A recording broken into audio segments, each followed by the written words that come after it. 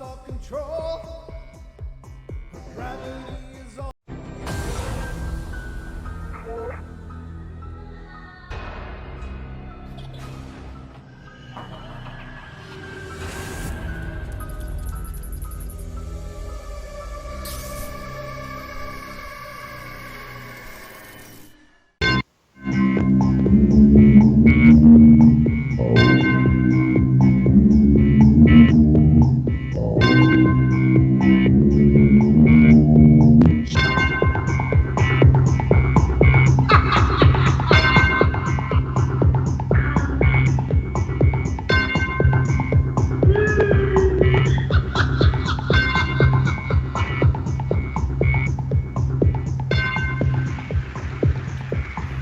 Ladies and gentlemen, boys and girls of all ages, welcome to the Friday edition of the Paranormal Portal. I'm your host, Brent Thomas. You are here with me.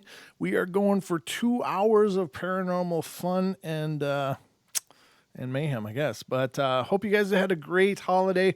Happy Thanksgiving to all of you who did not see any messages that I might have put out.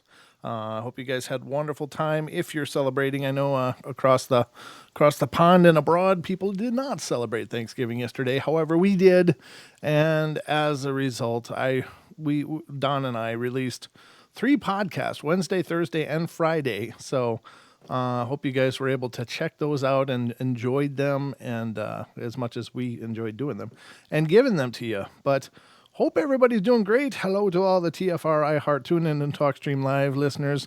Hello to all you YouTubers. I appreciate you guys being here. Thank you so much. God, there's so much going on. But I just wanted to say the phone lines will be open throughout the duration of the show.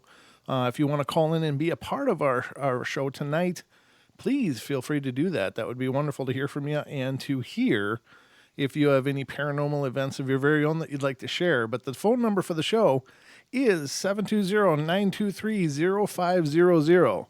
Again, 720-923-0500. Thank you, Julia. Julia Armad in YouTube is posting it as I speak it. So that's awesome. And, I missed you guys yesterday. I did take the day off. I've been... if you're not familiar with our YouTube schedule, I'm streaming live 7 days a week, 7 p.m. Pacific Standard Time. However, yesterday I just decided I need a break. So I took a break. I had a night off. It was nice. I enjoyed just sitting there digesting turkey and other stuff that I ate a lot of yesterday. I missed doing the show, of course, but I was pretty much useless after I ate. So, I wouldn't have been very entertaining, and I probably would have been, spent the whole show burping into the mic or something real sexy like that. So I spared you all of my digestive movements and decided to take the night off. So hope you guys had a wonderful night. Sorry I wasn't here, but, just sometimes you got to recollect yourself and recenter and all that. So anyway, what is this? Yeah, JJ in the YouTube says a day off. What is that?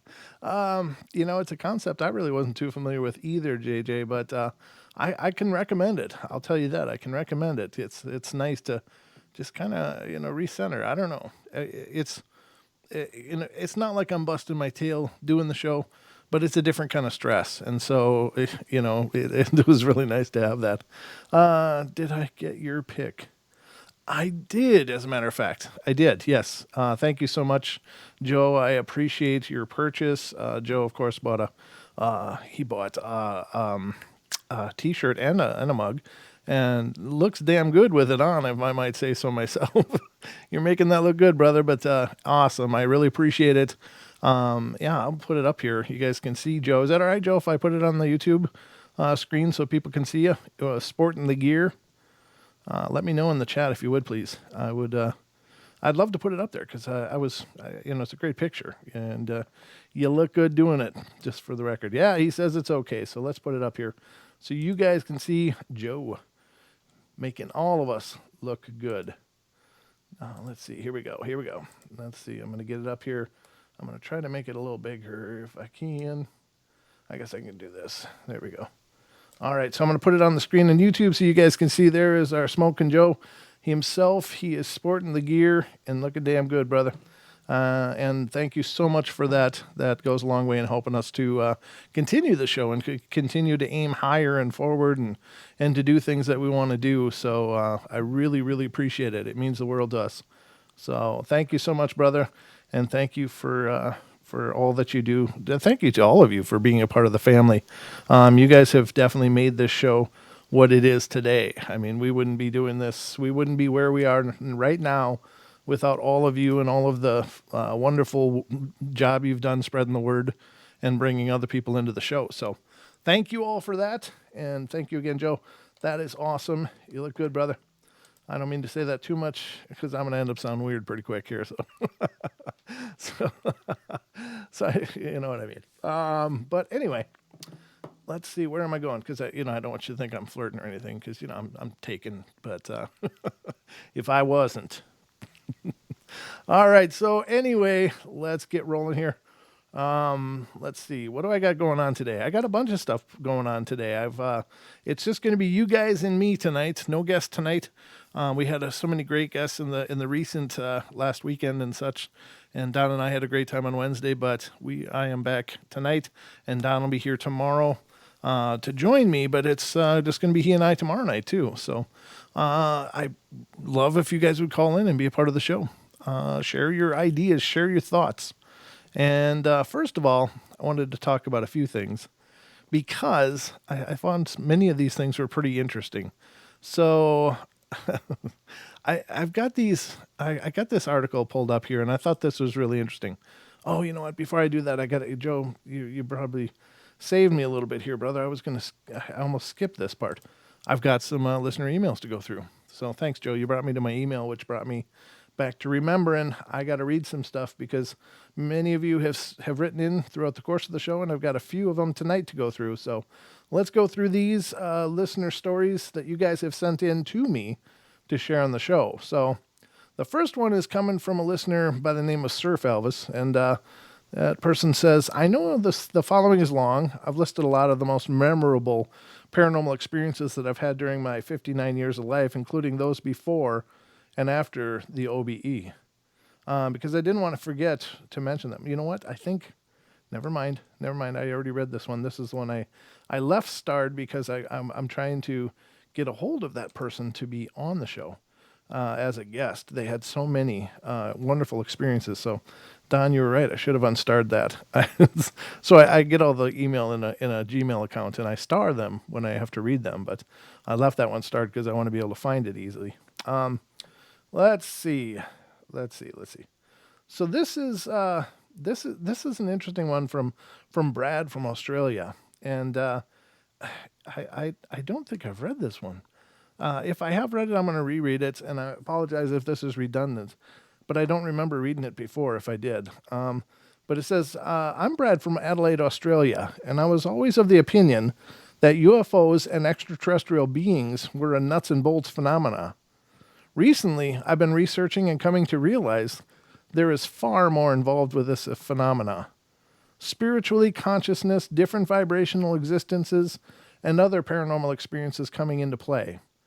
I recently downloaded an ET Contact app by Dr. Greer, Dr. Stephen Greer, for those of you that are interested, and he's very much on the conscious communication with these higher beings. One weekend, I decided to go to the backyard to use it and trying to get a response. Well, I got some flashes which could be classified or classed as satellite flashes, but the thing that separates it for me was the communion mentally, asking for a sign, then seeing a flash, then flash. And now I'm starting to take this consciousness stuff seriously. The second and most impressive experience for me happened a few months later. It was in Sunday afternoon. My wife and I were building an IKEA do-it-yourself cabinetry with a bench top for our laundry. I'm a graphic designer by trade, so using saws and drills isn't my strongest forte. And I was out back yard cutting the wooden bench top to fit the space, and I made a mistake with the saw, which made me really frustrated. I inherited my Scottish mother's temper, and as you do when frustrated and feel like giving up, you look up at the sky in despair. Well, at that moment, I see a white spherical object moving at a very fast rate. I just stared, and this calmed me down immediately. I didn't have my phone on me as I was in work gear, so photographing or filming it was out of the question. I yelled out to my wife to look out, but she was busy playing with our German Shepherd to keep him clear of the saw. Well, I took this as a sign. I felt that they were showing themselves to me after my contact attempts to make me realize, put it into perspective, my overreaction to my mistake. This is, of course, my interpretation of events. It might have just been a coincidence. I saw a UFO at that moment. Maybe one day I'll find out for sure. That is really, really cool, Brad, and I thank you so much for sending that in. I wasn't aware that Dr. Stephen Greer had released any such applications, but I'm really intrigued by that, and I may look into that myself because, if there's something to it. Here's the thing, ladies and gentlemen, when you're looking into the paranormal, we all have our preconceived notions. We all have our ideas of what it is. What is the paranormal? Well, we think we have it all identified, and everything has to be on the same playing field we are. We are physical beings interacting with a physical world, with physical problems and emotional problems, and struggles and triumphs. But there's a whole lot more at play in the universe. There's a whole lot more space in the universe than just our physical three-dimensional reality. So is it possible that things live more in an energetic level like we believe spirits are? So is it possible that these beings that we believe are from the stars, and maybe they are, maybe that being from the Zeta Reticuli is maybe the same thing as being from the fifth dimension. We don't quite understand the interplay between dimensional physics and distance and space and time. So we assume that everything is on our ballpark. It's in our playing field. But we're making huge assumptions there. And so I think you have to keep an open mind to the possibility that these things play in a different ball field altogether. And it's incumbent upon us to find them if we're on the journey. They're never going to come out of the blue and find us, usually. We have to be looking for them. So if it's truly your desire to make contact and to come into contact with other intelligences, other quote unquote realities, then you have to be willing to look at the playing field a little differently. And that may mean learning to meditate, learning to, use an app that deals with a conscious communication through thought projection into space time. Is that a viable possibility? Well, in reality, it's all viable. So if you look at things from a purely scientific method, if you're looking at it truly and purely scientific, and this is something I learned from our friend Dan Pruitt, if you're looking at things purely scientifically, then until you have the answer, everything is possible. And you can't rule anything out just by virtue of whether or not it fits into your paradigm. And I found that to be a very profound state of mind in regards to the paranormal. So you've got to be able to try different things, and that's all about the journey. That's all about the discovery.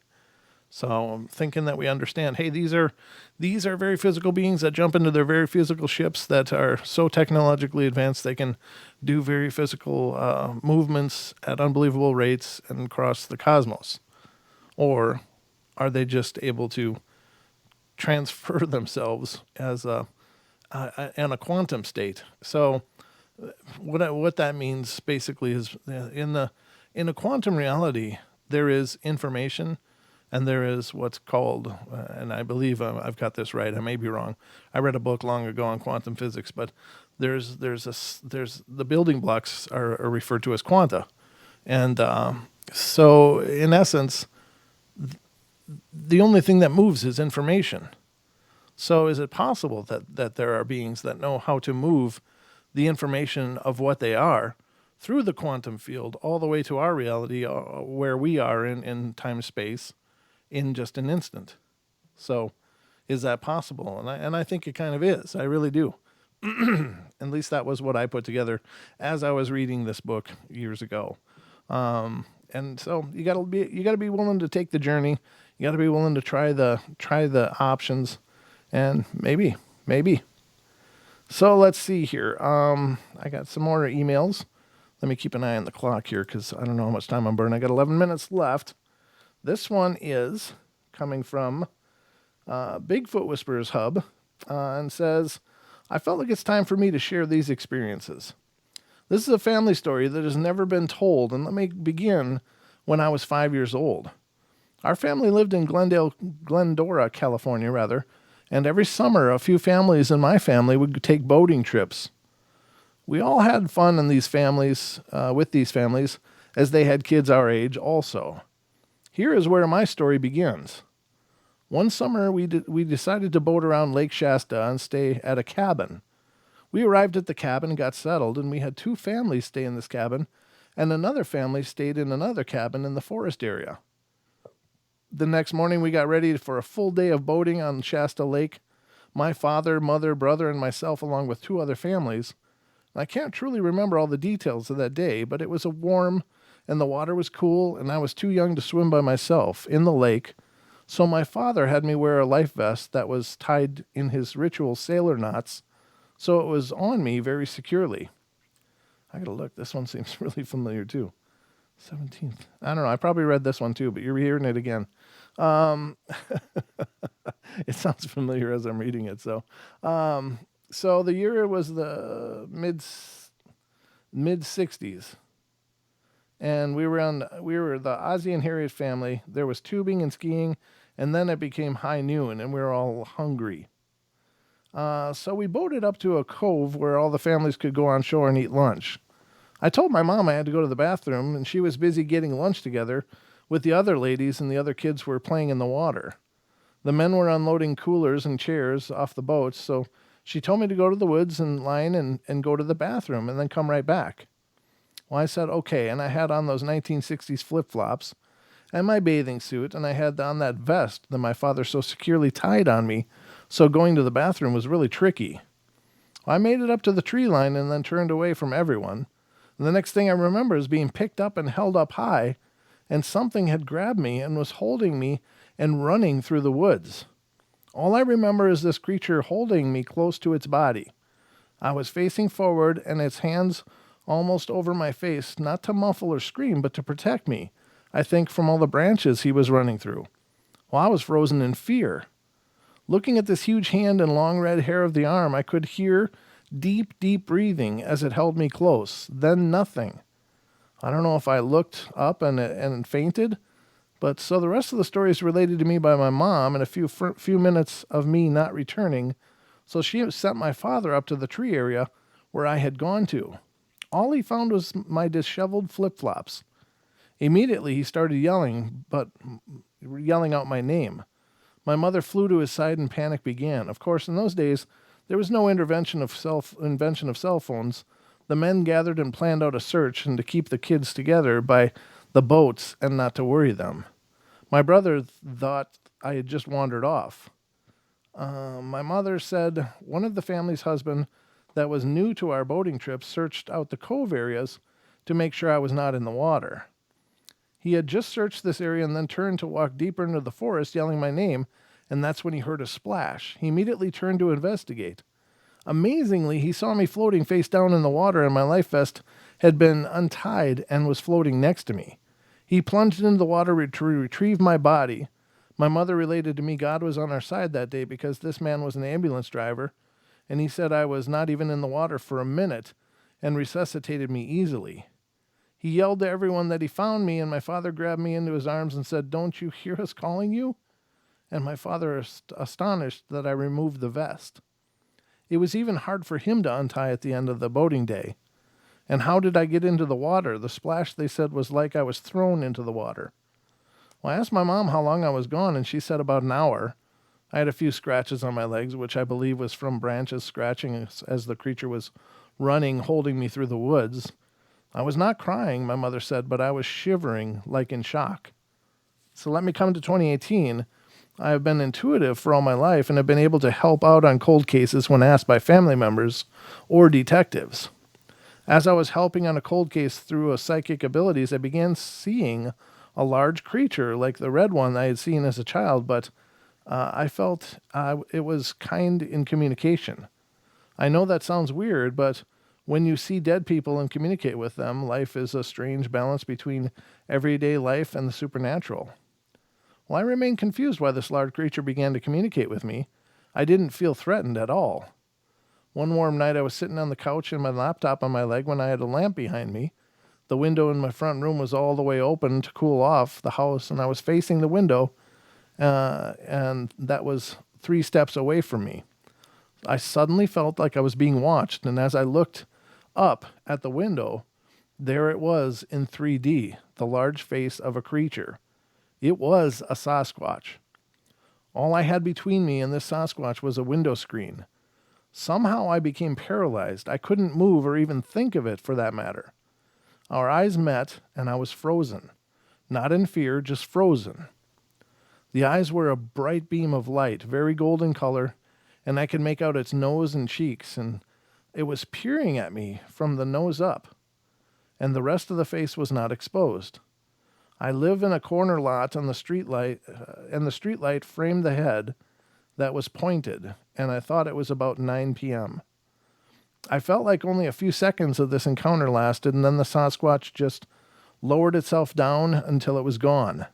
Once its glowing eyes were gone, I was free to move, and I jumped off the couch and ran back to the back of the house.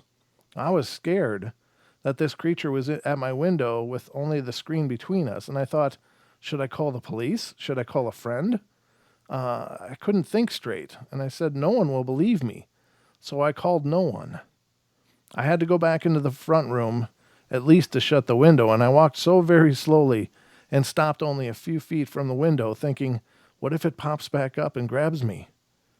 I had to take that chance. I had my phone in my hand on 911 if I was grabbed, and I slammed the window shut and ran back to the bedroom and locked the door, and it was 10:30 p.m. Somehow that experience felt like 2 seconds, but an hour and a half went by. I had lost time. I felt that this was disturbing, that I had no thoughts. Your mind is always working, and I was totally shut down. The next day I called a friend in another state and told him what had happened, and he said, did you go outside and look around? And I said, are you kidding me? No. So I mustered up the courage to walk to that side of the house. I'm 5'5" at the top of my head and touched the bottom of this window, and I had just recently barked, B-A-R-K-E-D, this area by the house, and there were 2 sticks right where the Sasquatch was standing or crouched. Those sticks formed an X. I may never know what those experiences mean, but is this true or real? Of course, I cannot prove any of it except my word. I do see little X's on the ground out of twigs on that side of the house. Just this morning I went out to feed the squirrels that live in a large tree which is by this window. A large X of 2 broken branches lay there. I can tell you that I will never forget the hand and the red hair and the deep breathing of that Sasquatch as it carried me deeper into the woods as a child. And now as an adult, the eyes of this being are like nothing on earth. How can eyes beam? Why has this happened to me? I have no idea, and I'm glad I've lived through it. I don't think my mind can take the truth of it if I could remember it. Thank you for listening to my story, Robin. Well, thanks so much for sending it in. I think I might have already read that, but I got to tell you, reading it again was even more profound for me. I got more out of it this time than I did last time. Now, I think it's very interesting that these beings leave those little glyphs. I think people refer to them as glyphs usually. And, perhaps that's the meaning, that it's maybe something almost spiritual about those experiences. And the X is a symbol of sorts. I don't know. It is very, very interesting, though, and thank you so much. And I have more to go through on the other side after the break, which we're just about 2 minutes from. But I tell you guys, your stories truly, paint the portrait of the Paranormal Portal.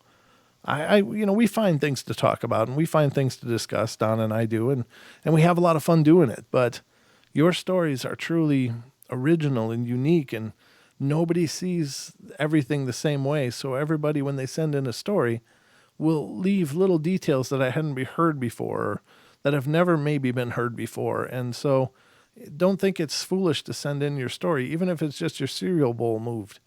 I want to hear about all this stuff because in every story, there's just something new that hits me. And it might be just the way you narrate it, the way you put it together, something that you experienced that maybe nobody else says the same way that you will. And the more people that tell their story, the more I think we can all learn about this phenomena. So please don't be shy. Of course, I'd love for you guys to call in because then we can have a discussion. But I know some people are just really intimidated by the idea of calling in and being on a live show. But it's just me. I just happen to have a microphone, and you just happen to be able to find me online. So it's nothing to be intimidated by. I'm not, contacting you or talking to you from, Universal Studios here. This is the Paranormal Portal studio. So don't be afraid. Just call in and be a part of the shows because you guys truly are the ones that make this show amazing.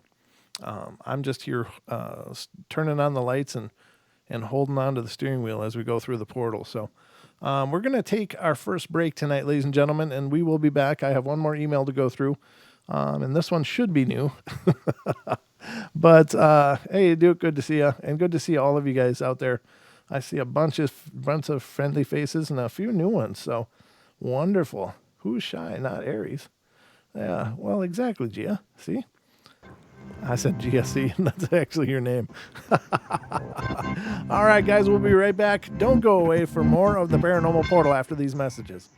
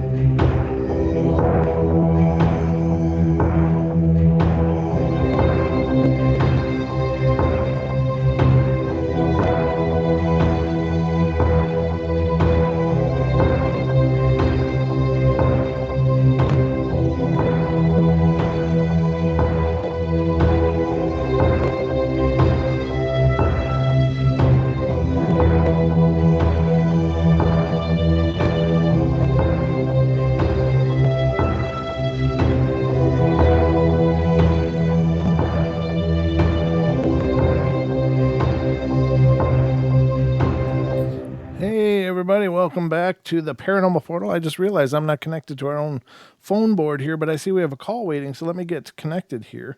I don't know how it disconnected, but it did. And, oops, shoot. Let me do this. I did it the wrong way. Derp, copy, close that. I got to go to the dial pad and do that. There we go. Now I can paste it and get connected to our own call board, and I'll be right with you, caller from Ireland. It's wonderful, wonderful. As soon as we get connected here, still waiting. Hopefully we'll get connected. No, what's going on? Why ain't you connected? The Skype's been really funky tonight. I don't know what's going on. It's taken forever for everything to connect tonight, and I'm not sure why. But hang in there. Let's try it again. All right. I don't know why that didn't take, but let's try it again. Hold on, caller. I'm coming to you as quick as I can. It's the regular portal. Kind of fun. All right. Let's see. Come on. Call. It's there? No. It's trying to be, though. I don't know what's going on. Very strange. He's been there for 36 minutes. My God. I thought that was me. I looked over and saw one listing there, and I thought it was me because I'm usually looking for more than one, but now I realized it wasn't. I'm sorry. I can't even connect to my own phone board. Caller from Ireland, I am very sorry. I don't know what's going on with my phones, but it doesn't look like I can connect to you. Very, very weird. Let me just refresh this to see if it perhaps is going to work. Nope, it's just not. I do apologize. Damn it. That's frustrating. I believe, ladies and gentlemen, that would be either Chris Dawson or Jim Bradley of the IBRO, Irish Bigfoot Research Organization, I think is trying to call. They actually released their new documentary, Walking with the Wild Man, and you can find it on Vimeo. And if you look at the podcast, you'll see it there. It's the description should tell you where to go to see that. I'm sorry, guys, I can't connect to my own phone line. I don't know why. Here I am begging people to call in, and then somebody calls in, and I'm unable to answer it. That's frustrating. Damn it. Org. That is truly unreasonable. Unreasonable. Well, maybe. Let me just try answering it. What the hell? It's not even muted, so I don't understand. Okay. No. Nothing I can do. So, anyway, that's terrible. All right. I guess there's nothing I can do about it. Could somebody else try calling into the call board, if you don't mind? I just want to test this if we can. I don't know. It says this might just be me. I thought it was somebody. It says it's from Ireland, so I didn't think it was me, but maybe it is just me. Maybe I've been calling in my own phone line here, and it's only me in there. So if somebody could give me a test call, I'd appreciate that. 720-923-0500. It looks like Julia is calling me. Julia, are you there? Hello? Hello? Okay, it is me then. Hello. All right, now I know it works. It is you. Thank It's you. The portal. It's the portal. So I thought it was the IBRO calling in because it says my location is Ireland on my own one. So, but thank you for letting me helping me test it.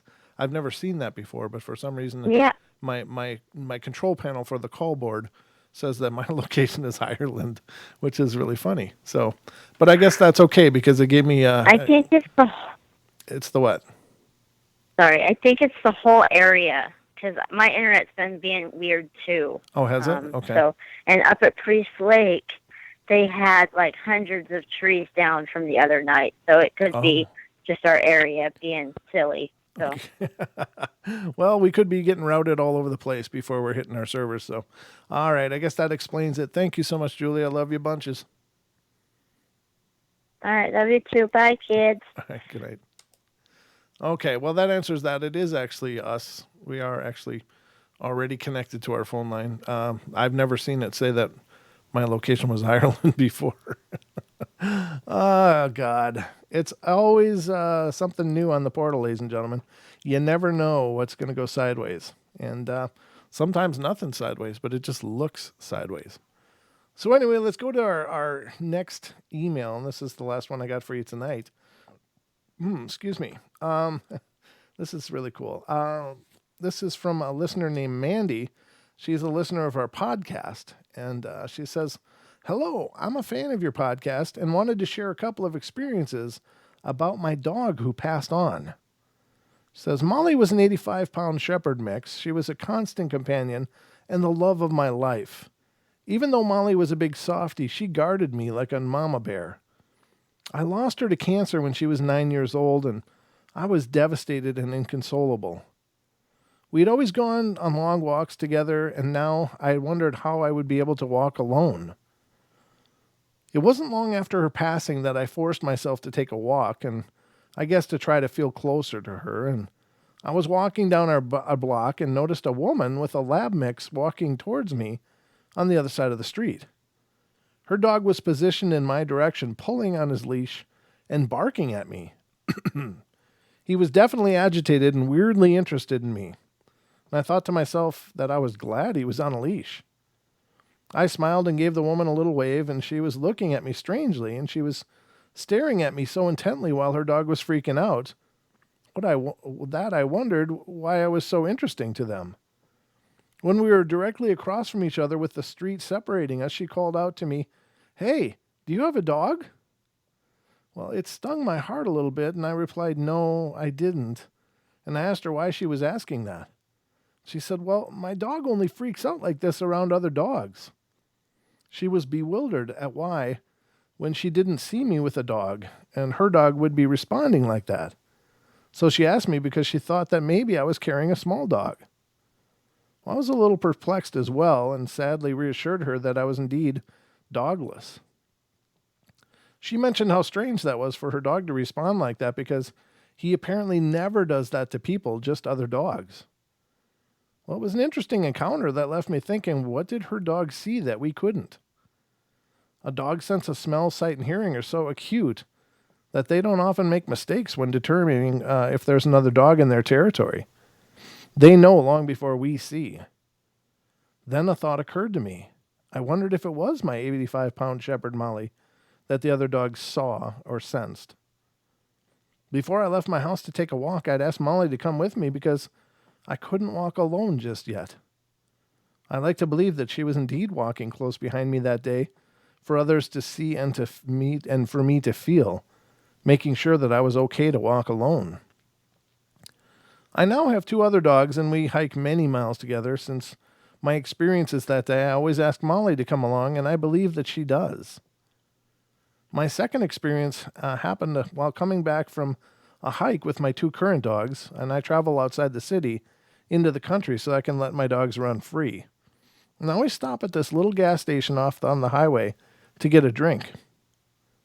I got out of my truck and was walking towards the gas station when I made eye contact with a large, disheveled guy exiting the station door.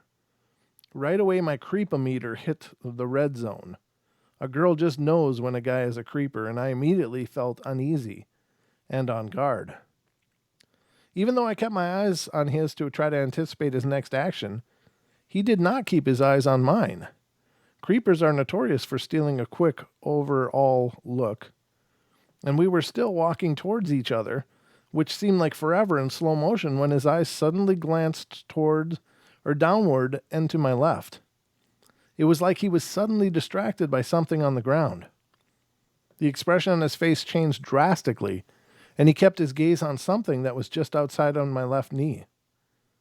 I quickly looked to see what he was looking at, but I saw nothing to warrant that weird kind of look, that's a weird about-face reaction. As we passed, he did not look up again, but instead kept his eyes fixed on that spot and took a very, very wide detour around me. I remember thinking how weird this was because when he initially saw me, his intent was to keep coming toward me and at me with this creeper face creeping me out. The creeper face. Now he suddenly changed his tune and made a wide circle as if to get away from me, while keeping his stare on something just outside my left knee. I actually stopped before going into the station just to try to process what had just happened. Then it occurred to me that Molly always preferred to walk on my left. That creeper's actions were as if he saw a female to stare down and then notices she has an 85-pound protective shepherd at her side, gets scared of the dog and makes a wide circle to move himself as far away from the large protector as he can, and leaves the female and her dog alone. Who knows what the creep saw, but something made him change his demeanor in a hurry and leave me alone. These experiences encourage my belief that my sweet Molly is still by my side, looking out for me and the other dogs wherever we go. And that's just a beautiful story. I think they do. I really do. I think that they stick with us. I think that they're somehow bound to us on a soul level when we let these wonderful animals into our hearts. That's a bond forever. I don't think that's just a temporary bond. I mean, there's some people that own animals that probably shouldn't and probably don't get to that profound connection level. The occult practices speak of familiars. Now, some people think that that's some kind of weird magical thing, but it's not. It has to do with having a profound connection on an energetic level with a pet.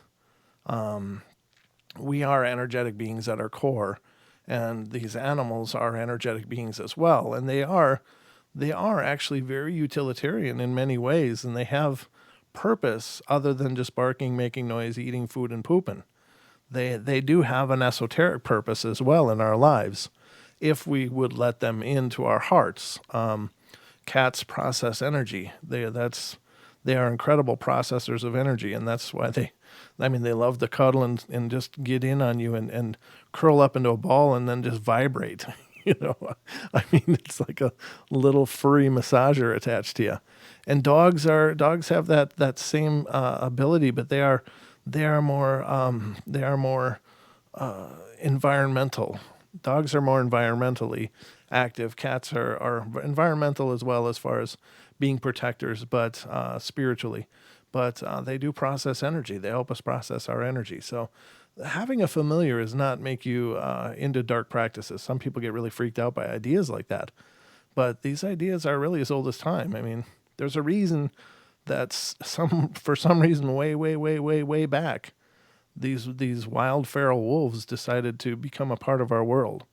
And then way, way, way back, and I'm sure we encourage that, being that we're slow, weak, and and not very agile. And it sure helped us a bunch to have these wild protectors as well, with their acute hearing and smelling and such. But it's more than that. They are a part of our journey. They're a part of our development. So I don't think they go away. I don't think that just because their bodies fail that their spirit is just suddenly gone. I think they are connected to us on a very energetic and profound level. Take it or leave it. It's up to you.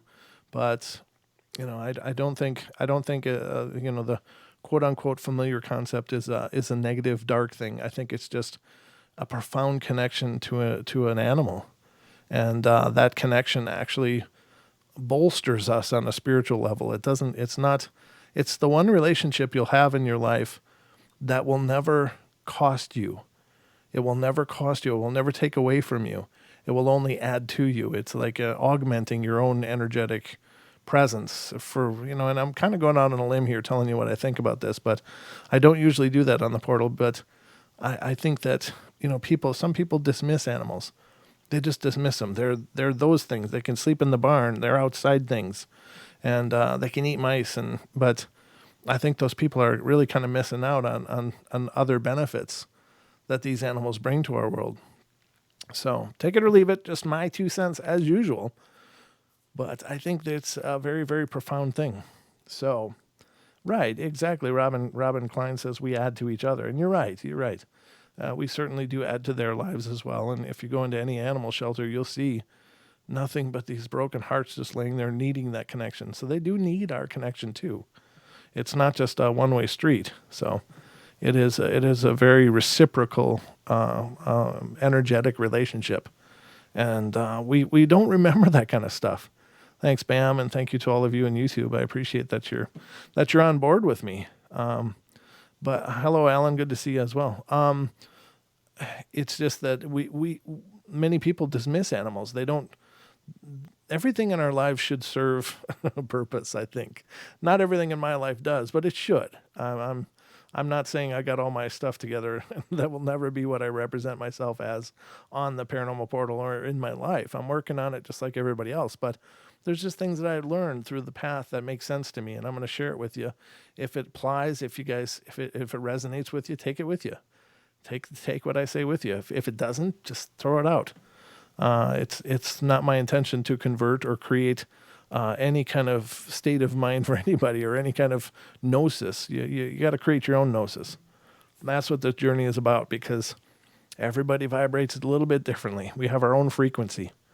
So anyway, that is what I do. Very cool. Very cool. All right, so I appreciate that. And it's nice to meet you, Robin. It's nice to meet new faces on the portal here.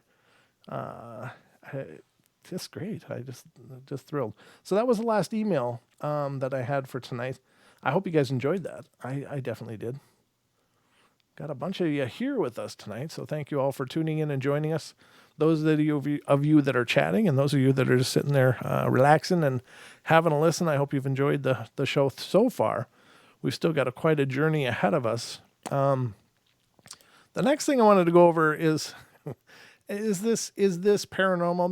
Maybe not. But what I think the beauty of this next thing that I want to present to you guys is that we are capable of incredible things. We really are.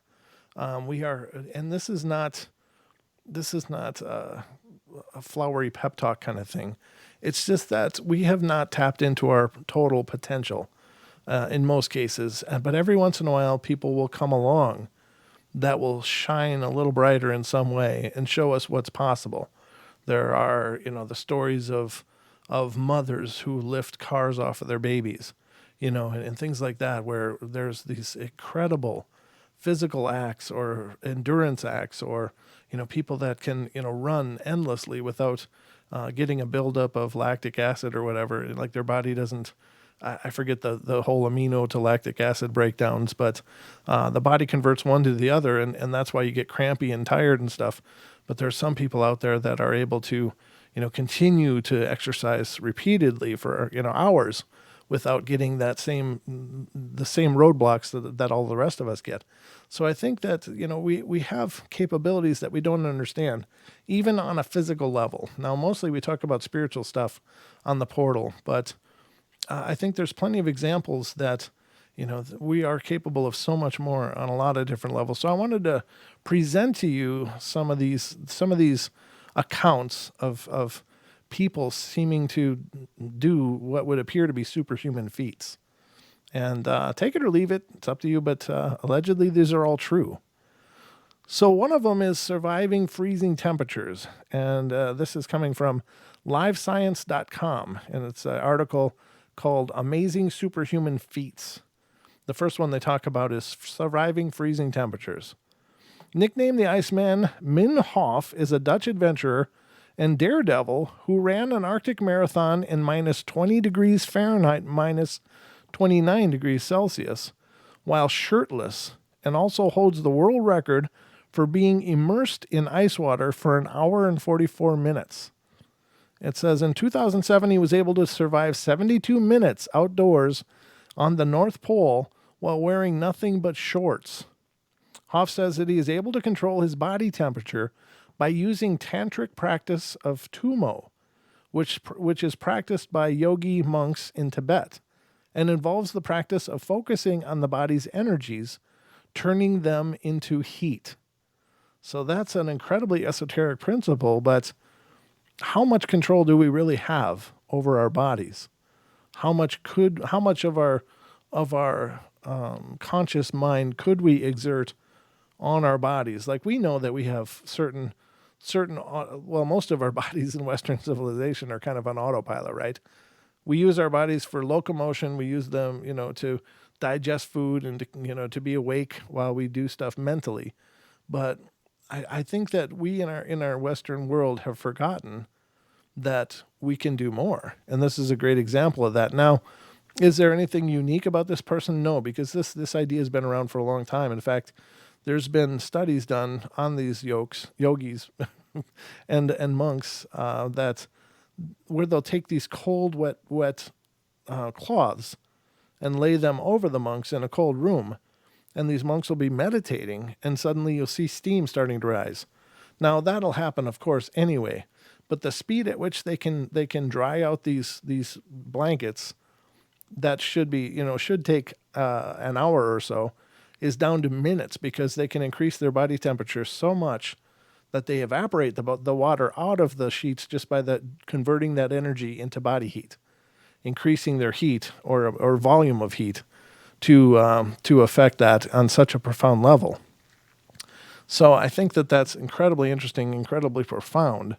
I got to keep an eye on the clock here because I know we're getting close. Yeah, we got like 4 minutes before the hour break. So there is possibilities. Now the next one is, and I think this one's kind of neat. I don't know if this is necessarily any kind of extraordinary talent in the traditional sense, but it does seem to imply an intrinsic awareness of bodies in space and how to manipulate that to a degree.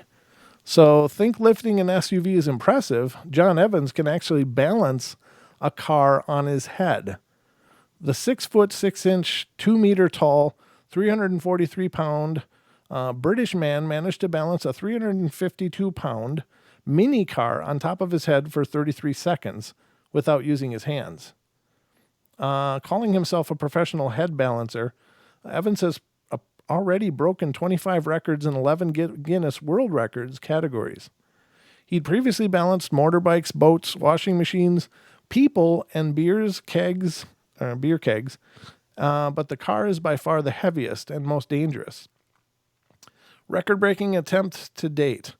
Evans credits his neck, which is an astonishing width of 24 inches, which has allowed him to achieve his balancing acts. So that's more of a feat of strength, but I guess it does show you the amount that training your body can do. That one to me is not quite as fantastic, but still, it's interesting because it does show a person doing something that's normally can't be done. Okay, so here we go. This one's lifting a car. It's a standard example of superhuman strength. The lifting a car to free someone story seems rooted in myth. In fact, comic book artist Jack Kirby once said in an interview that he got the idea for the Incredible Hulk after seeing a mother lift a car off of her child, although the legitimacy of his story has been disputed, but there have been reported cases of this phenomena. In 2008, Chris Hickman, a Florida firefighter, came to the scene of a car crash in which an older model Chevrolet Blazer had flipped and landed on its side, pinning the driver's arm between the vehicle and the pavement. Hickman then lifted the SUV about 12 inches off the ground, giving the other firefighters the opportunity to rescue the trapped driver, officials said in the news reports of the incident. So that is wild. That is really wild. So should that be possible? No. There's another example. This was in Hawaii, and there was a huge Polynesian guy, and he was a very big guy, but he was more like on the obese than. But I think that obese people are actually incredibly strong. But his friend was a helicopter pilot, and the helicopter had problems landing and flipped nose first into a ditch of water. And his best friend, was pinned in the cockpit as the pilot in the water. The man came up and on film lifted the nose of that helicopter out of the water, like rolled it back enough that they were able to get him out. Apparently in doing so, he tore some muscles, but that was a feat of strength that he probably shouldn't have been able to accomplish. But of course, that adrenalized state probably gave him the ability to do that. So is that a form of development? No, but I think it does show that our bodies are capable of working past the point of comfort that we're used to, and that we're probably not pushing ourselves to our true potential. I've often compared human beings to animals and how poorly we stand up pound for pound against any animal out there. It's just we don't utilize our full talent or ability. And hearing stories like this, I think, is very exciting because it shows we're capable of so much more. But if you want to hear more of what we're capable of, you'll have to come back and join me after this break. So don't go away, everybody. We'll be right back.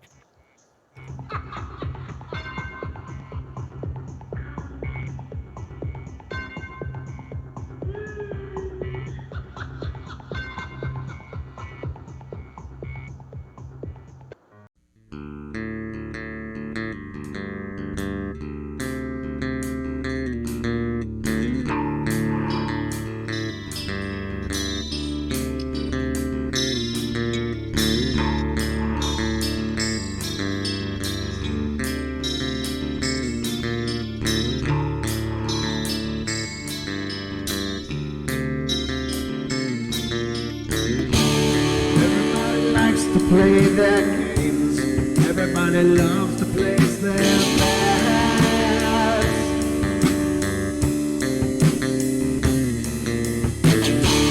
They don't understand the price I paid. They don't care to comprehend.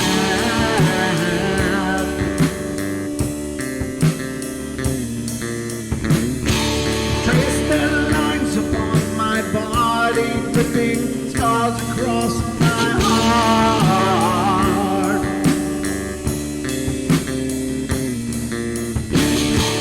Raging anger pours inside me as their lies keep falling apart.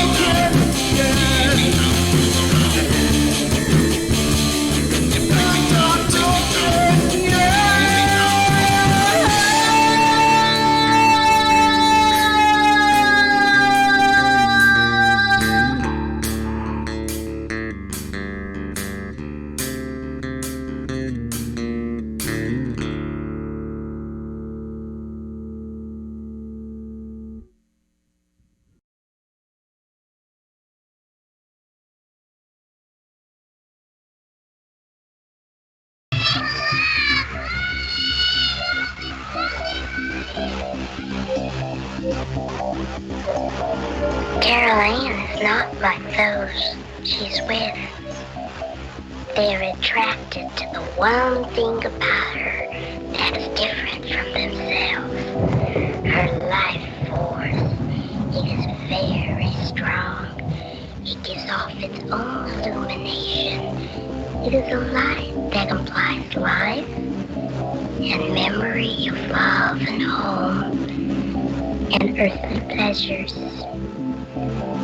Something they desperately desire, but can't have anymore.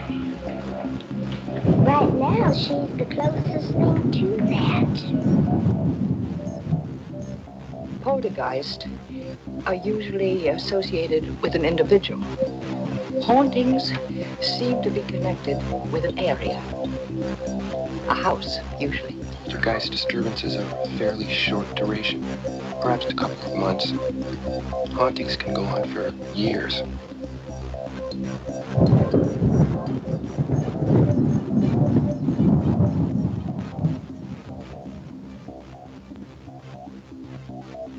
Welcome, ladies and gentlemen. Hour number 2 is upon us here on the Paranormal Portal. And thank you to all of you in the YouTube chat who are complimenting the song. I appreciate that. That's Emotional Buffet. That was a great song that was written and recorded. I wrote and recorded. A gentleman that I know wrote the bass line for it. That was Jeremy Goozy. Very cool guy, but I wrote the guitar and the vocals for it and performed it as well. But yeah, thanks, guys. I appreciate that. I've always meant to re-record that, but I lost the master. Otherwise, I would try to remaster it, but the master was lost. We had a flood in my old house down on the banks of the Mississippi River, so I lost a lot of stuff. So that being one of them. So I've always meant to re-record it because I just can't re-EQ it. I've tried re-EQing it, and that's about as good as I can get it from the MP4 or the MPEG recording that I have. But yeah, I just got to redo it. So anyway, but I will post it in the current version. If you guys are interested, it'll be on brentthomas.bandcamp.com. If you want to check it out, on YouTube, it's in the show description. I'll put it in the TFR description as well in case you guys are interested in the music. There's a couple other songs there. Feline, the theme song for the show, as well as Tribes, which is on the last break and the coming up break. You hear it's just instrumental. So anyway, thank you guys for the compliments. I really appreciate that. That's wonderful. All right, so let's see. Where were we down? Where were we? We were talking about superhuman feats. Now this is another one. Again, we are not tapping our potential. We are not doing everything we can. People sometimes just break out and show us the possibilities that we have. And oftentimes we live a life of comfort. We're used to living comfortably. We're probably, many of us are probably turning into the people on Wall-E, that are sitting in those lounge chairs, floating around, just kind of jelly. And I'm probably just mostly guilty of that myself.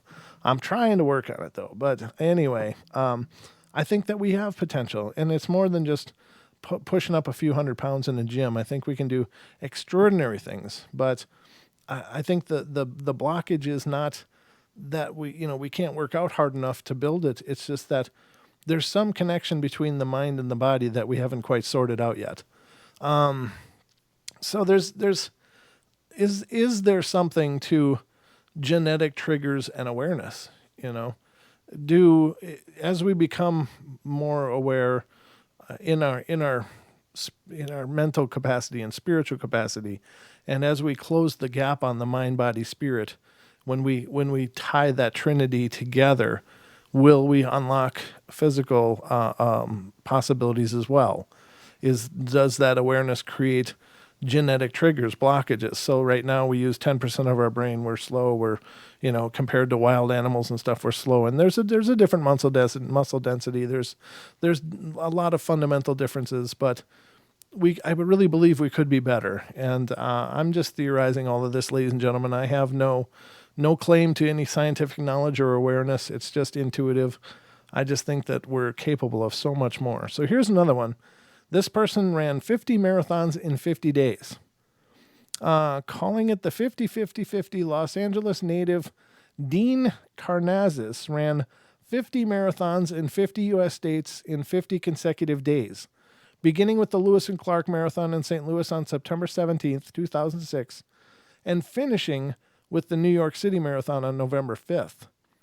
Kamazis also ran 135 miles nonstop across Death Valley in the Mojave Desert in temperatures reaching 120 degrees Fahrenheit, which is 48 degrees Celsius, and a marathon to the South Pole at minus 40 degrees Fahrenheit.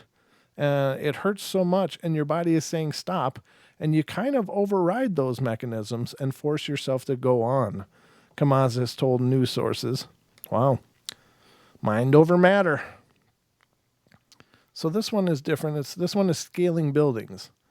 Now, see, I like things like the X Games and stuff like that. And the reason I like it is because those guys are redefining what we can do. You know, they're, even though it's a lot of stunts and things like that, they're still showing us. I mean, if you would show an X Games highlight reel to somebody back in the 50s, can you imagine their response? Can you imagine how they would think that those people were superhuman? Because these people come and they push the limits because they want to know what is possible, and they try and they try and they try. In the 50s, you know, jumping a bus on a motorcycle was a huge thing. And now we got people doing, you know, triple backflips, somersaults and stuff on motorcycles. We've got BMX bikers doing crazy stuff that nobody could have imagined, you know, 30 years ago. And these people keep breaking the boundaries of what we're doing. We got free climbers. We've got parkour. We've got all of these people that are just continue to push those boundaries. And I celebrate it personally. I just think it's great because they are showing us, they are demonstrating very profoundly that we don't have to accept anything the way it is, that we can push those boundaries. We can, I mean, what if somebody did a somersault on a motorcycle and it was like, okay, it's been done, the end. Well, then it stops. There's no spirit of conquest and innovation and just seeing what's possible. And I just love watching those guys, you know, ride those mountain bikes down those. I mean, my God, I would die within the first couple of pedal pushes. You know, I would fall to my death. There's no way. But that's me. But I just love watching these guys on those helmet cams going down these things. It's like you just have to admire that spirit.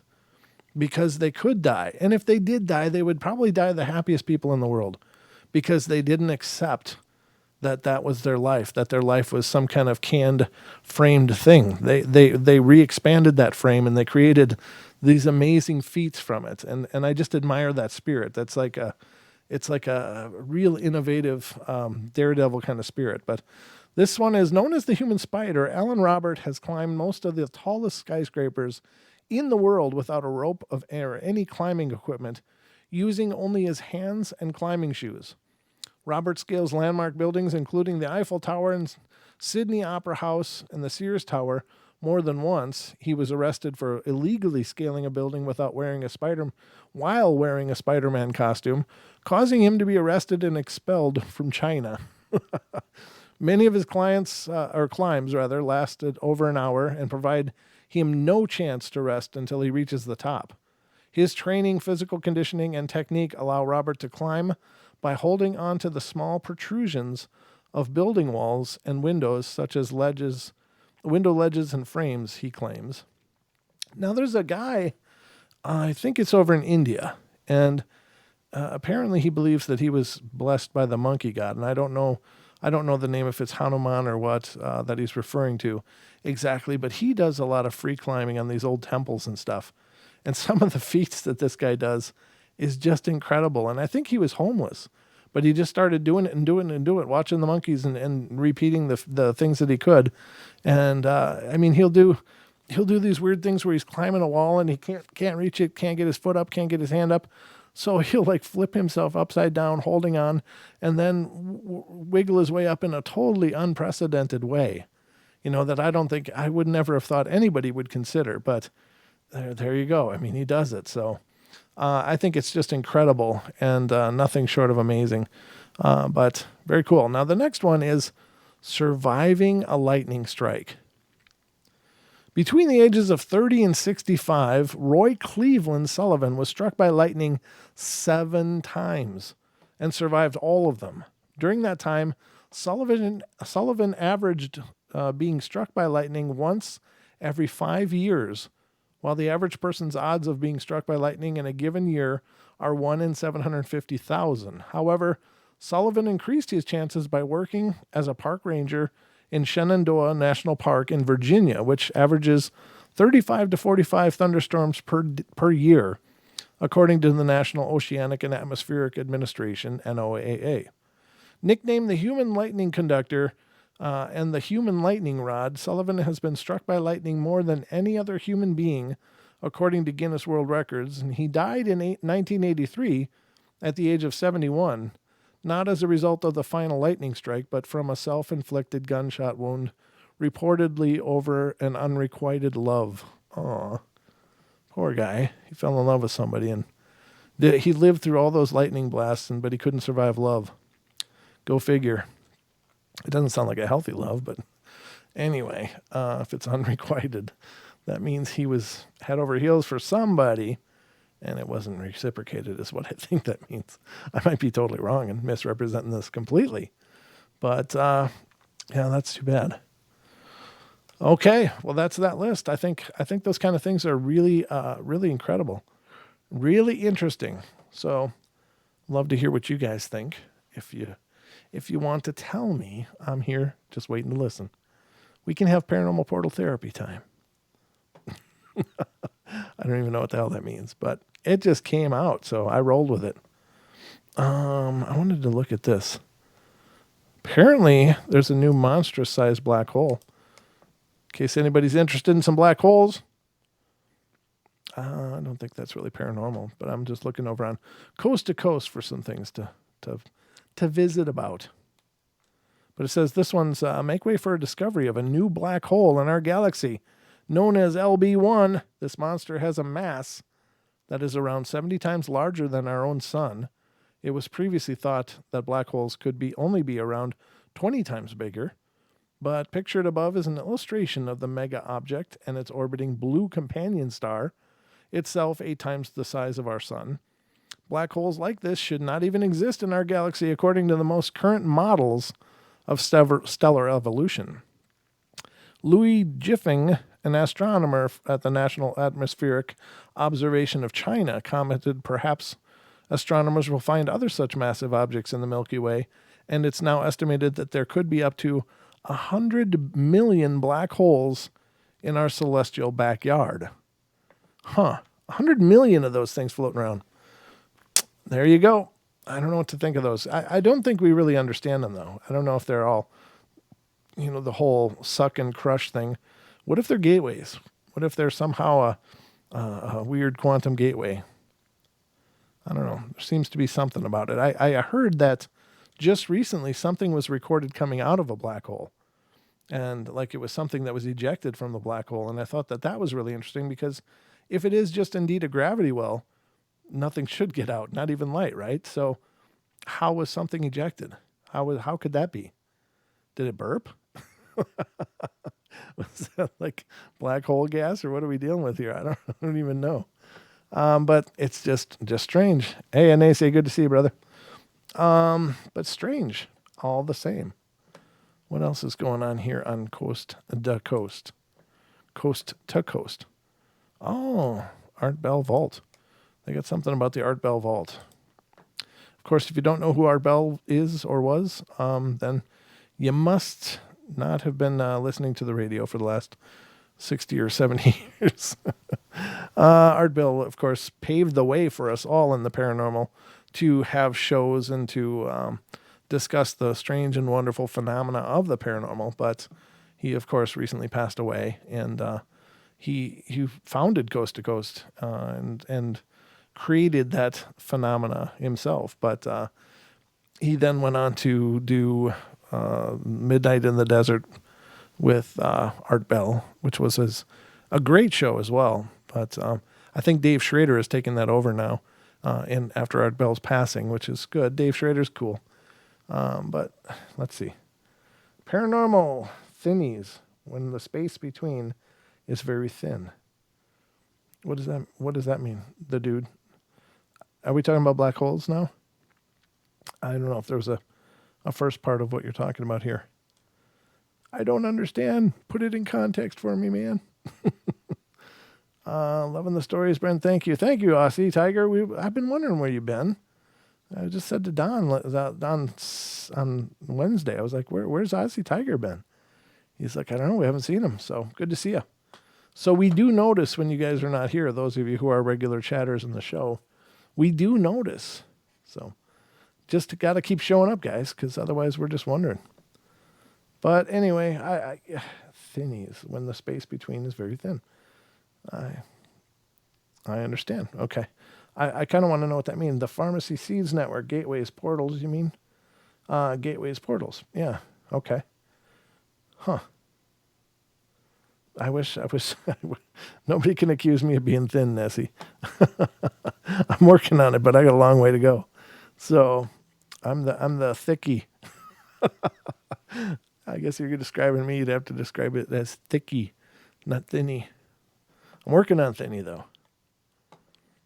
So Art Bell says, our newest feature for Coast Insiders, this is from the Coast to Coast website, of course, Art Bell Vault, features an expanded, curated collection with 2 vintage shows added to the mix each Wednesday. The week's new programs explore a pair of strange topics on the fringes of the paranormal and conspiracy realm, beginning with the November 27th, 2002 episode, in which Art spent Thanksgiving night talking to Marcus Allen about the moon landing hoax. The British researcher noted a number of details surrounding the Apollo missions, which made him wonder about the veracity of the official story and put forward an intriguing alternative theory about what might have happened. Next up, they journeyed to July 4th, 2002 for a fascinating edition of the program where Art spoke to the paranormal researcher Donna Good Higbee about the bizarre phenomenon known as spontaneous human involuntary invisibility. Now that looks like something we're going to have to cover here on the show. To be honest with you, ladies and gentlemen, I've never heard of that. I've heard of spontaneous human combustion, but not invisibility. I want to just do a quick search here because maybe Don and I will have to look into that tomorrow night. I'm just going to put it into my Ecosia search engine. I use Ecosia, not Google, just for the record. I don't know. I've heard some weird stuff about what Google could be doing in the future. I don't know if it's true or not, but it certainly has me concerned nonetheless. Oh, there is that, huh? Yeah, we're going to have to talk about that tomorrow because I see a few things popping up when I search for that. But I've heard that there's going to be a lot of filtering going on with your search results, and I don't like that. And I use Ecosia because when you use Ecosia, this is my gift to you guys.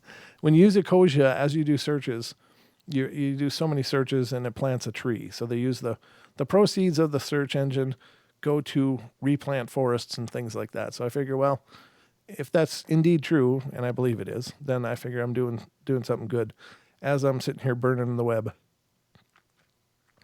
You never know. I mean, I don't know. I don't look at their books or anything, but that's what they say. So, and currently it looks like I have planted 440 trees just by using this thing. So thank you. You're welcome. To all of you out there, you're welcome. I just lowered the carbon footprint for the world. Just saying. I'm just kidding, by the way. That is so strange. I wonder why it says Ireland. That's really got me perplexed. But, so that's something we'll have to look into on the show for sure. Now, this one sounds pretty weird, and this is coming out of Canada. Again, this is coming from coast to coast. It says, eerie beam of light appears in Canada. I'm going to pull it over here, and we'll check it out, guys, because this looks really bizarre. I don't know if this is, I mean, it could be just a transformer arcing or something. I know that, our eyes can get a lens flares just like a camera can, but let me pull this up. And you guys can see it as well. So it says, residents of Canadian city of Edmonton were bewildered on Tuesday evening when an eerie beam of light appeared in the sky and sparked some truly fantastic theories for what had created it. The wondrous sight was reportedly first spotted at around 7 o'clock at night and remain visible for hours. As is often the case with such events, numerous puzzled observers posted photos of the odd illumination on social media and speculated about what it might have been. It would seem that the two most popular possibilities offered by amused witnesses were that the beam was an indication that the aliens had arrived, or, failing that, the illumination was demonic in nature. I don't think that's probably very likely. But more serious-minded individuals raised concerns that the strange light was coming from a disaster of some kind and proceeded to flood the phone lines of the fire department, who eventually took to Twitter to offer an explanation for what people were seeing in the sky. Fortunately, it turned out that the beam of light was neither alien nor demonic and had much less sinister origin.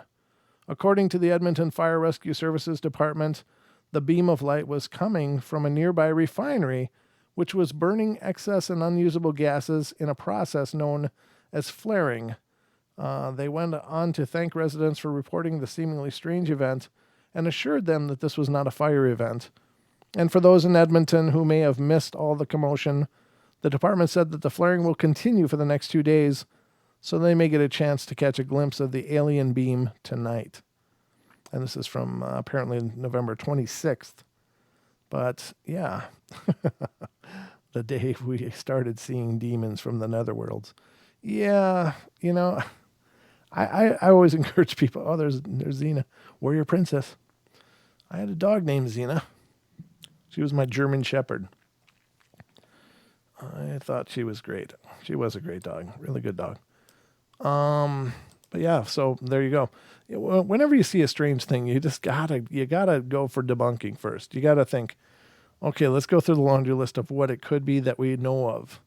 It just sounds so odd when people jump to the alien beam or the demon stuff, and that's the first thing they come to. The reason that it's paranormal is because it's not normal. Well, if everything that flashed or flared was a demon or an alien beam, it would no longer be paranormal. It would be normal. So I think it's troubling to me when people start out on that page.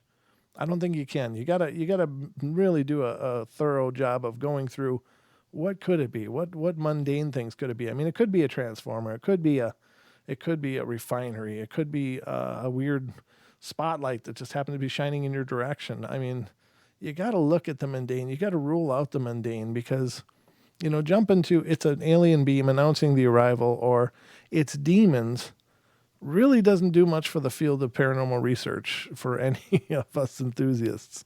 It just goes right to tinfoil hat. It goes from 0 to tinfoil hat in 3 seconds.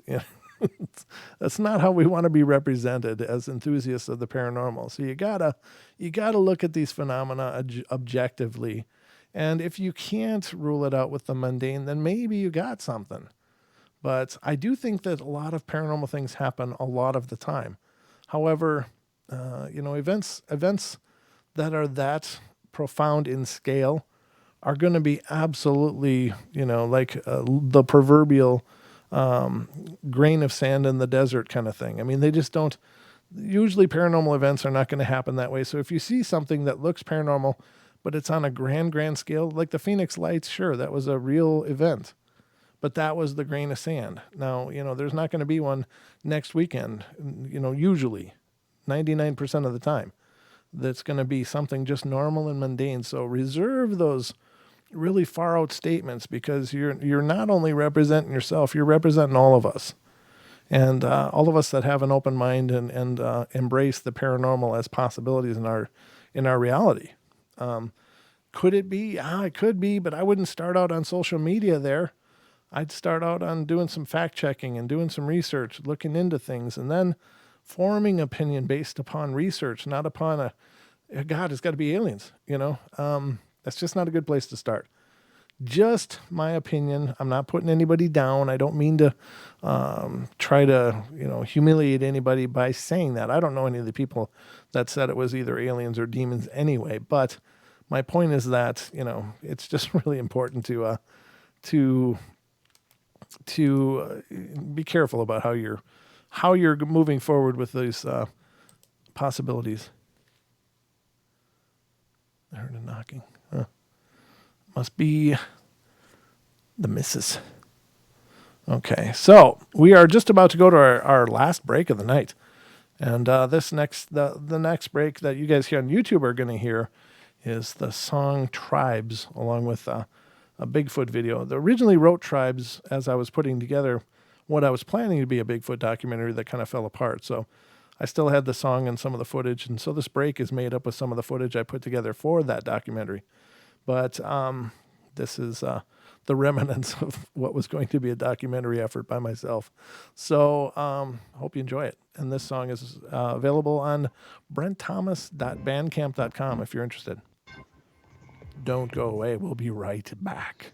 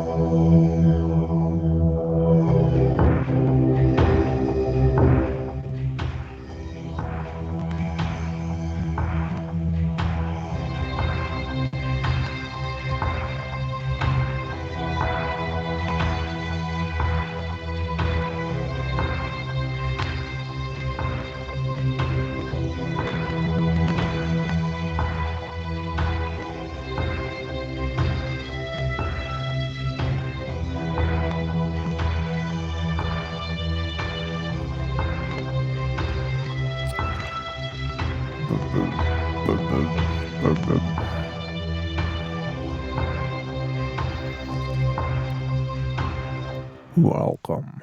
Hey, welcome back, everybody. Last half hour of the show here. Right away we got a caller, so that's weird. The clock is not ticking for this caller. They've been on hold for a few minutes, but it's not ticking that they've been on hold for a while. So let's see who's here. This is area code 843. You're on the air. Potentially. Hey, Brent. Hey. Can you hear me? I can hear you great. Who am I talking to? Hey, how's it going? This is Nick. Hey, Mick. Welcome to the show. This is Nick Johnson. Oh, Nick, how you doing? Good. Yeah, Good to thank you. You do an awesome show. Thank you, brother. Thanks for being my guinea pig too that other day. So I actually. Oh yeah, dude, it's awesome, man. So I got a story. I got a lot of tales, but I got one that's kind of funny, kind of weird, kind of dark. I thought maybe I'd call it and share it. Please, man, that'd be great. I'd love to hear it. Yeah. Okay. So a long time ago, I used to live in a big house. It was an abandoned restaurant. Mm-hmm. It was an old French restaurant that had been in town for 40 years, and then it was turned into a shelter for women escaping domestic violence. Mm-hmm. And then it was abandoned, and then a bunch of, about 20 people moved into it, and were just living there, and it was kind of like a commune kind of thing. Okay. And we had a microwave in the corner that we inherited when we moved in. Oh, nice. And about a year after we moved in, it started wigging out sometimes. Uh-huh. And it would flash 666 Oh, over and over again and just keep beeping and beeping. Oh, no, that's not good. And it would do it at the most random times. And it would usually, sometimes there were 10, 15 people in the kitchen. And the weirdest one is I came home one night, it's probably 2 a.m, and no one was awake, all the lights were off, and I had just walked in the door and closed the door, and the kitchen was pitch black, and all of a sudden the thing just goes beep, Oh, no. 6, 6, 6, That's 6, just 6, terrible. 6, 6, 6. And you couldn't turn it off, and you couldn't do anything except hit 666 for it to turn off. You had to, oh, really? And then after a while, the light right above it, whenever it would do that, and you had to press that number to turn it off. So I don't know, maybe it was just an electronic fault. But after a while, it started. I always joked that Satan was in the microwave. And then after a while, the light above it, every time it would do it, the light above it would start to flicker. Oh, Jesus. Wow. And I started joking that Jesus was in the light fighting the microwave. And then after a while, it just stopped. Wow, that's crazy. That was the weirdest part. It didn't short out. It didn't die. It just stopped. Oh, and weird. And as soon as it stopped, that's when it got weird, and that's when we took the microwave to the dump. So that's how the food gets warm. So, now it all makes sense. All the mystery. yeah, nobody really used it. That was the thing. And especially if you did use it, it was 2 or 3 minutes, so no one was really hitting that 6 button. That's creepy as hell. Wow. But other than that, I just wanted to, it was a little weird. Yeah. There was some other weird stuff in that house that would go on. Well, if you want to share any of that, and then by all means, brother, you got the floor. But that, I can. The first house I was born in, when they were remodeling it, they found a skeleton in the backyard. Oh God. Okay. And they found the skeleton buried under the deck because they tore up the deck, and then they found a concrete slab, and then under the slab they found a skeleton that someone had buried there. Oh, wow. And they dug everything up, and they didn't know who it was, and so the police came and they did all the forensic tests, and they found a cigarette pack in this woman's front pocket because they figured out it was a woman. Oh. And it was a logo from a Marlboro packs that they used for just a couple months back in the 70s. And so they figured out who owned the house, and they tracked the guy down, and apparently he had murdered this woman one night and then buried her in the backyard and built a deck over her. No. But they tracked him down, and he was a paraplegic this is where karma comes in. He was a paraplegic, and he was in a mental hospital or whatever, and he couldn't stand trial because he was incapable of standing trial because he was just so out of it. And what had happened is years later, he threatened another girlfriend, and she pushed him out of a third-story window, and he broke his neck. Wow. And while they were doing the investigation, right, my parents, they're both very rational, very down-to-earth people. They don't believe in any of this stuff, or at least they didn't at the time.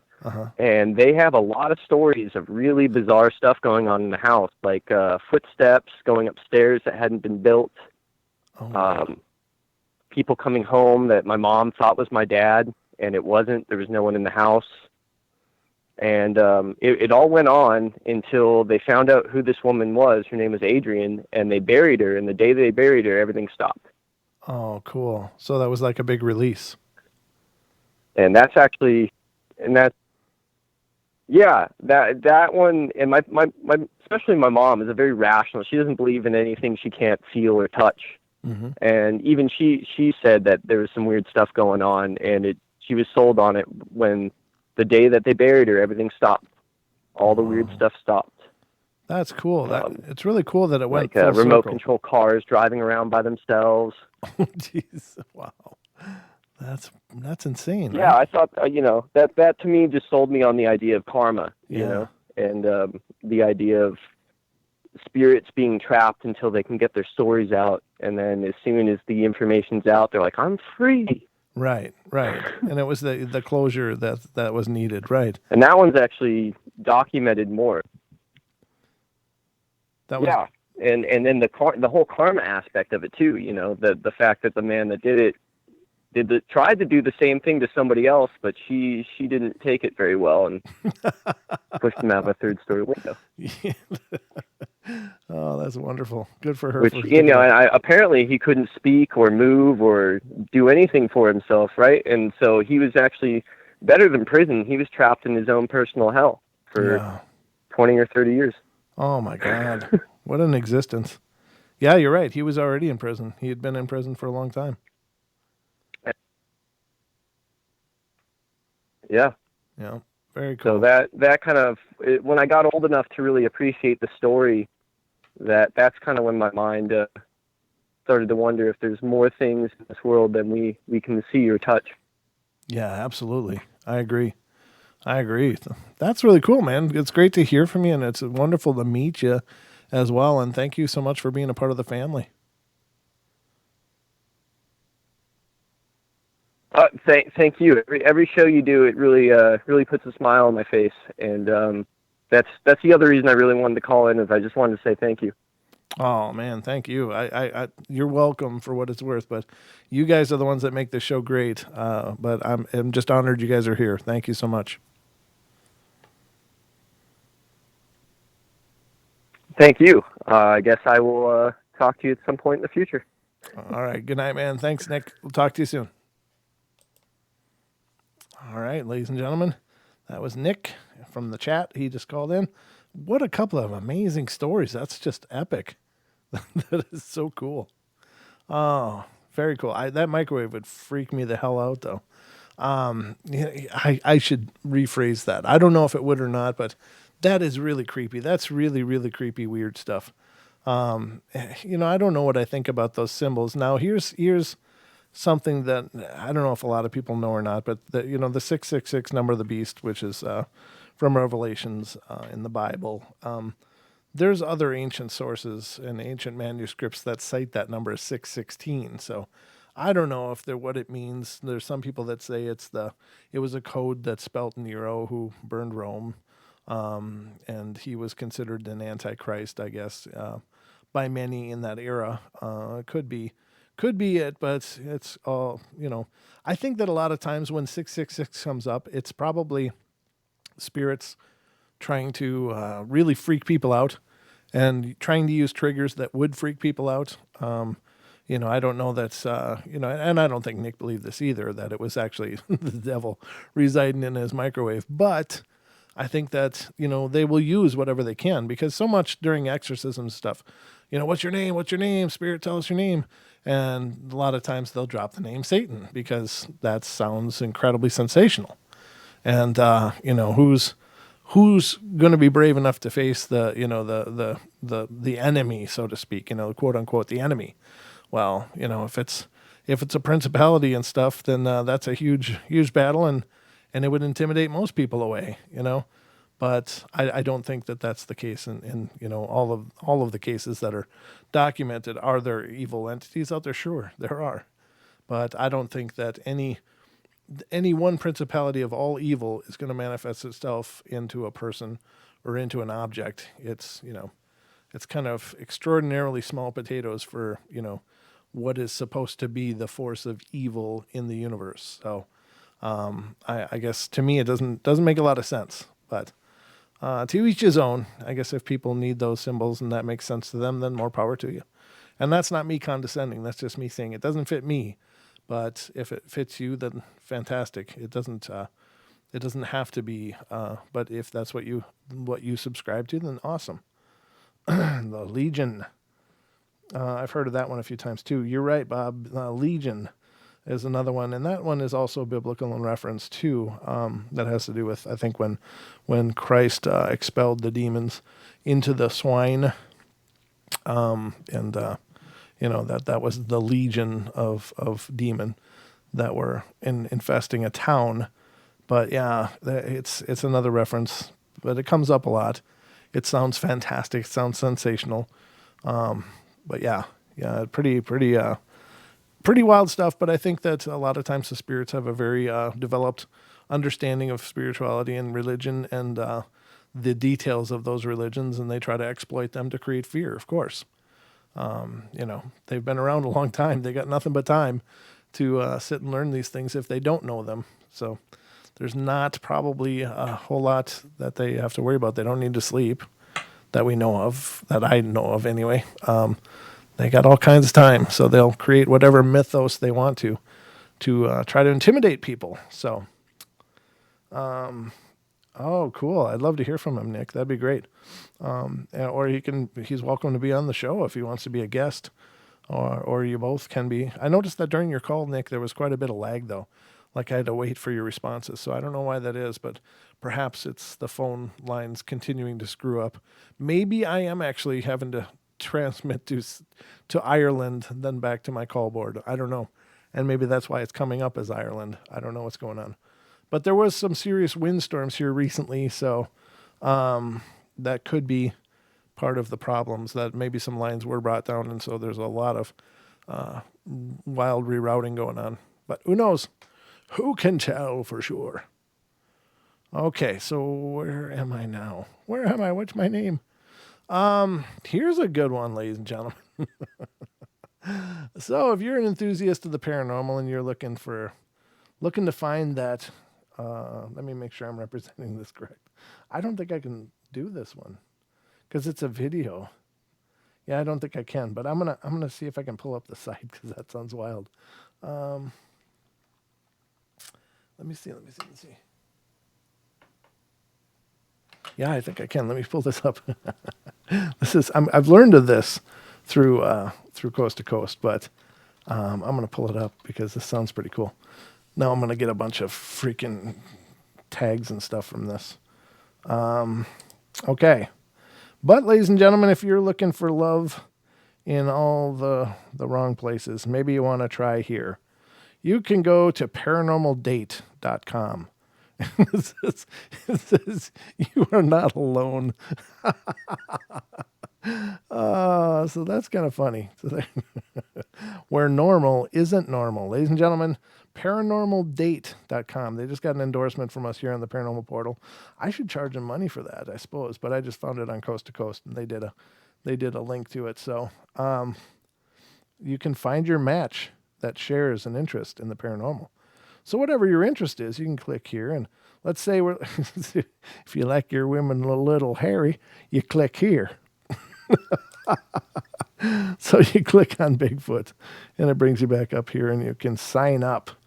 I am a I can't do that. I can't put that. I can't like go through their site. That's not fair. Oh, that's why. Because George is apparently on the board here. It says George Norrie, syndicated radio host of Coast to Coast AM, heard on over 600 radio stations nightly, created Paranormal Date. Well, that's why it's on Coast to Coast. After seeing a need from his massive, loyal audience. So if you want George Norrie to be playing Cupid for you, ladies and gentlemen, you come on over to paranormaldate.com, and George will put an arrow right in your butt cheek and make your world bright and sunny. So, you are not alone. That's hilarious. Oh, my God.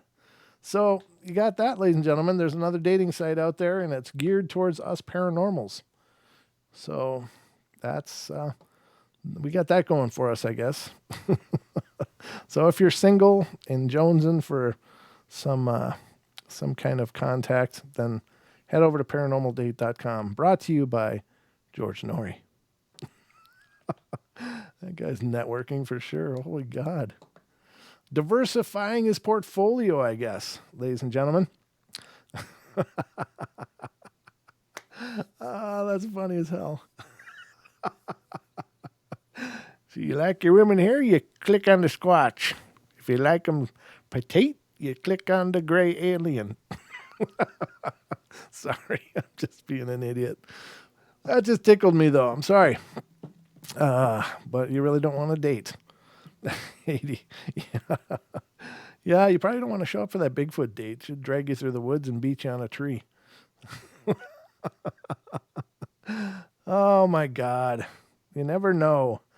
You never know what you're going to find here on the Paranormal Portal, but it's all on the roadmap of the portal. There's nothing we don't touch here. Well, there is lots of things. Ghosting is not an insult. That's right. So if you stand up your date, you can just claim you were abducted. I would have made it. I'm sorry I'm late, honey. That's so funny. Oh my God. I guess it's worth a shot. It's worth a shot. I mean, if you're, I think it's good to have common interest with whoever you're going to be seeing. It's important to build a relationship on commonalities. It's worth a shot. I'm sure there's a bunch of amazing people there. I'm not making fun of people that signed up for it. I'm just, it just seems like a shtick that somebody came up with in a sea of dating sites. Why not a paranormal dating site? Well, I guess because if you're a LARPer, you can go to a LARPing date site. If you're into cosplay, there's cosplay dating sites, and that's cool. So it stands to reason. I'm just having fun with it. I'm not really mocking anyone. It's cool, but I just found that kind of funny. We're not alone. You are not alone. Oh, that's funny. If you're a farmer, you go to Farmers Only. So I guess it stands to reason there'd be some different options out there, ladies and gentlemen, for those who would choose to look. Let's see. I got to see here. So we talked about art. I got to close art's link. There is tab. Where are we at for the time? We got 7 minutes. My God. Okay.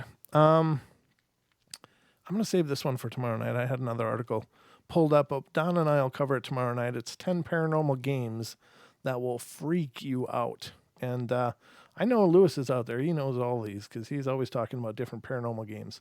And I honestly don't advocate them because I think you're asking for trouble. But please stay with you. I'm staying right here. I'm not going anywhere, Hedy. I'm right here. Hedy Lamarr, that's a classical actress, isn't it? I'm sure it is, from the 20s or 30s or something like that. Hedy Lamarr. I know that name. Cool. I like those classic names.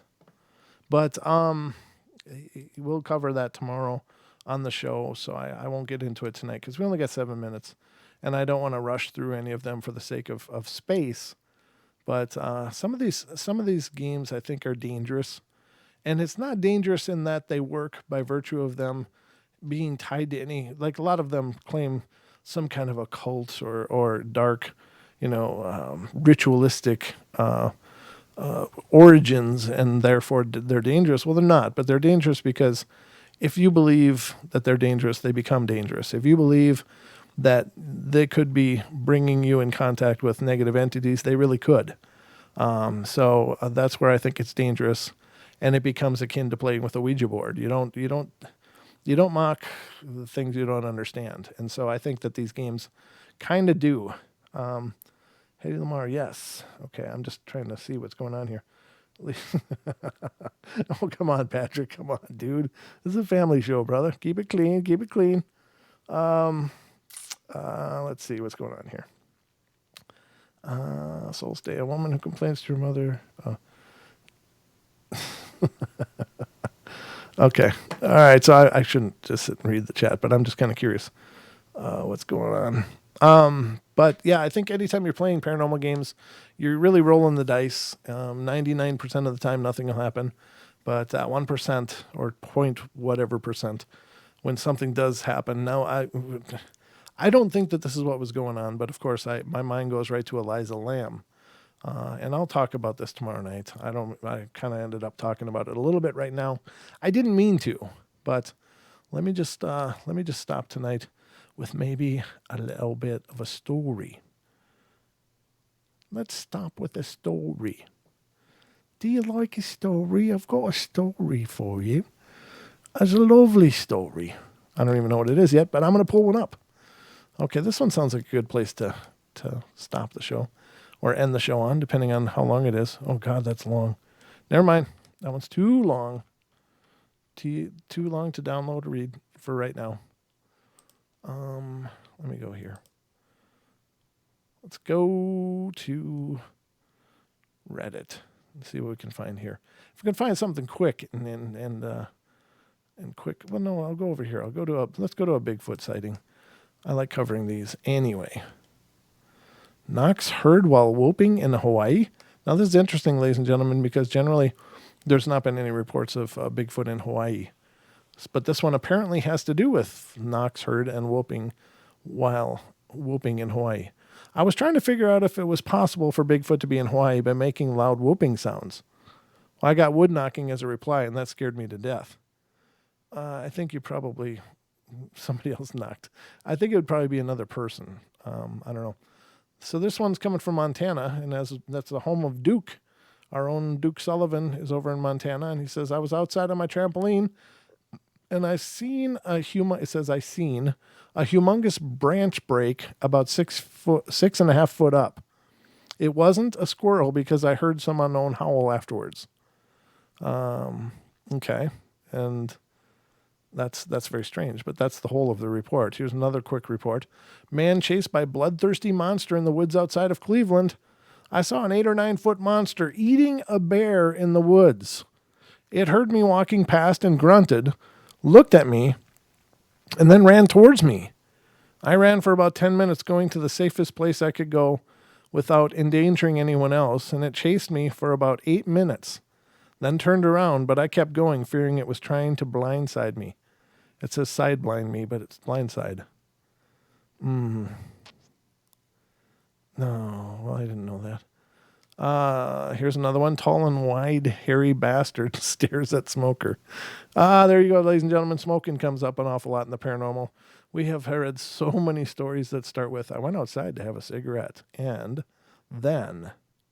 And if you listen to the show, you'll know. Then comes the paranormal. So it says, I had a wet, tingling feeling down my right leg as I bent over to pick up a bit of a stick to some wood to do some hits. What?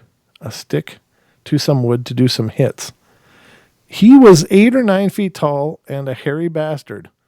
When he was overlooking me over the cliff. When I looked, he stared and then ran away. He was the width of about 3 or 4 feet. Thanks. Hopefully you can get back to me and find the bastard. So it looked at you and you think it needs to be found. Very strange. Let's see. Okay, so here's another one. It says, this is the Pacific Northwest. I was driving in the woods when I saw an 8-foot beast that was standing in the middle of the road, and I thought it was a bear standing on its hind legs. Then gazed at me for a few moments and saw its red eyes and its black fur features that looked exactly like a human. When it saw that I was getting out my camera, It disappeared, and from that moment on, I was terrified to go into the woods alone. Huh. Do they know what cameras are? I don't know. I'm not so sure that they do. I'm not saying they don't. I just don't know that they do. I do believe they know what guns are. So, can we make a shirt that says I went outside for a smoke and then? Maybe, I don't know. We'll have to probably abbreviate that somehow. But yeah, that's not a bad idea. But it's kind of an inside joke, and that's kind of the problem. I hope that most of our, well, right now we only have logo shirts, but if we're going to do humorous shirts, they gotta make sense to everybody. Otherwise, well, I think they do. I don't know. You guys can let me know what you think. Would you like to see shirts like that, or would you?